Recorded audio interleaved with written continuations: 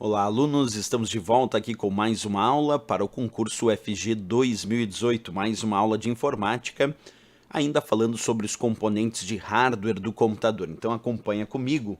Hoje, nesta aula, nós vamos falar sobre a placa-mãe do computador, a chamada motherboard. O que é uma placa-mãe? Bem, primeiro, claro, saber que a placa-mãe é um componente de hardware, é palpável, é parte física. E é nesta placa-mãe que nós vamos conectar vários outros dispositivos de hardware ao computador. E esses dispositivos são dos mais variados. Na placa-mãe eu vou conectar o processador, na placa-mãe nós conectamos os pentes ou os módulos de memória RAM, que é a memória principal do computador. É na placa-mãe que nós podemos colocar placas de expansão, como placas de vídeo, placas de rede, placas de som. Existem também alguns dispositivos que nós vamos conectar em conectores específicos da placa-mãe, muitas vezes o teclado, o mouse, entre outros. Então observa, a placa-mãe ela é composta, como eu acabei de dizer, de vários encaixes. O encaixe da placa-mãe para conectar o processador do computador, que pode ser também chamado de CPU, que é a unidade central de processamento, nós vamos chamar de soquete. Então, soquete é o encaixe da placa-mãe para conexão do processador da CPU, da unidade central de processamento, que é onde os dados serão processados de forma centralizada. Já quando ouvirmos falar sobre o termo slots, os slots da placa-mãe são os encaixes para conexão de placas de expansão, como por exemplo placa de rede, placa de vídeo, placa de som. Então, os slots da placa-mãe servem tanto para a conexão de placas de expansão, como eu acabei de citar, a placa de vídeo é um bom exemplo disso, mas também existem outros slots na placa-mãe, como por exemplo os slots para a conexão da memória principal do computador, que é a memória RAM. Esses slots que eu estou apontando ali com o mouse são os slots, isto é, os encaixes da placa-mãe para conexão da memória RAM, dos pentes, dos módulos de memória RAM, que exerce a função de memória principal do computador. Além disso, também existem as portas da placa-mãe.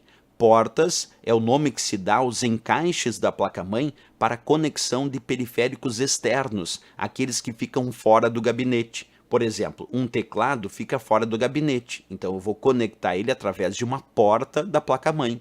O mouse fica fora do gabinete, então eu vou conectar ele através de uma porta da placa-mãe, porque as portas correspondem aos encaixes da placa-mãe para a conexão de periféricos externos, como eu acabei de citar, o teclado, o mouse, o scanner, o monitor, entre outros. Outra dica, além disso, a placa-mãe também é composta por um conjunto de chips conhecido como chipset. Esse conjunto de chips conhecido como chipset, que aqui eu tenho dois especificamente, um chamado de ponte norte, que fica mais próximo da CPU, do processador, e outro um pouquinho mais distante, que é a ponte sul. Esse conjunto de chips chamado chipset intermedia a comunicação entre os diversos periféricos e dispositivos e a CPU e o processador. Então, os vários dispositivos que vão sendo conectados à placa-mãe, eles devem se comunicar com o processador, que é a CPU, a unidade central de processamento. E o chipset é quem exerce essa função de controlar o fluxo de dados entre esses periféricos e outros dispositivos com a própria CPU, com o processador do computador. Essa é a função desse conjunto de chips chamado chipset. Também existe na placa-mãe, aqui eu estou apontando um programinha instalado num microchip que pode ser de memória ROM ou de memória flash chamado BIOS.